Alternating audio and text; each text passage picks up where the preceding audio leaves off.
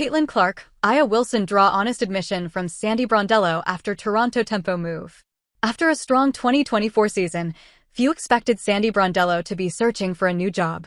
But when the New York Liberty called for evolution and innovation, the winningest coach in franchise history moved on. She quickly drew interest from Toronto, Dallas, and Seattle, ultimately choosing the Toronto tempo, where she'll build a new roster and aim to challenge the league's top players. Brondello will bring all of her experience with Liberty and Mercury, where she has won a title each, 2014 Mercury and 2024 Liberty. She has never fallen short of reaching the playoffs. As she embarks on her new job, Brondello didn't hold back, revealing the two players who gave her the toughest challenge on the road to success.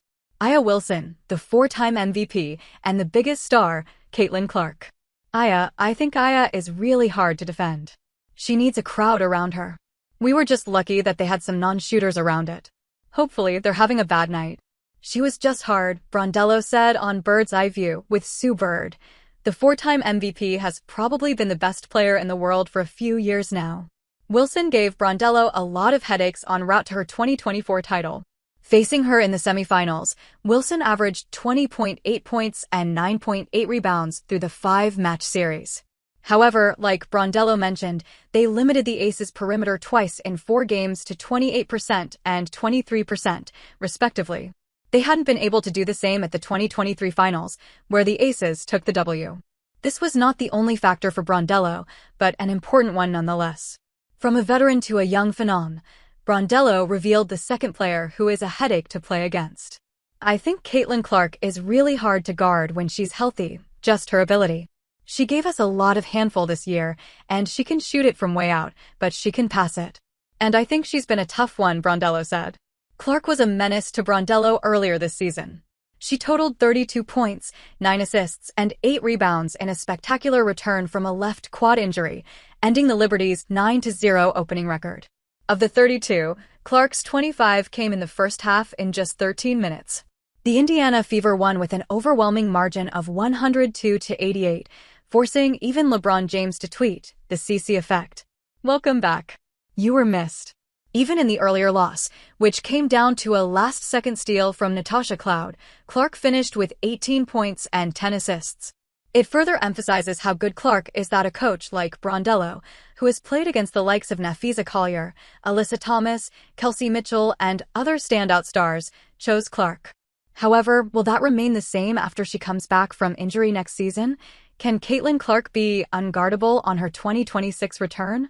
While Clark had memorable performances in 2025, she was still limited to just 13 games. That was due to an array of lower body injuries, left quad, left groin, right groin, and left ankle, to top it off. She never played more than 5 consecutive games. When she was on the floor, she rarely looked like her usual self. Her three-point percentage touched 27.9%. Yes, she was practically playing on one leg for a few games, but can we expect a drop in her outside shooting on her return? We got decision-making in live action. We got staying on balance. We've got changing direction. We've got explosiveness. All of these things, and, oh, by the way, to be at 90 to 100% instead of 50 to 60 to 70%. It will take some time, but we do have the opportunity right now to begin to lay that foundation, Stephanie White said on the steps of recovery for Caitlin Clark. One of the things that makes Clark so hard to contain is her ability to take shots from practically anywhere on the court. However, coupled with the heavy usage of Clark, that puts her body under a lot of stress. That could have contributed to her injury woes in 2025. She would be careful not to repeat that on her return. A way to ensure Clark's effectiveness is to keep her outside shooting volume and have a second on-ball floor general to bring the ball on the court. Kelsey Mitchell played as a temporary point guard this season, and Aaliyah Boston's creative ability improved.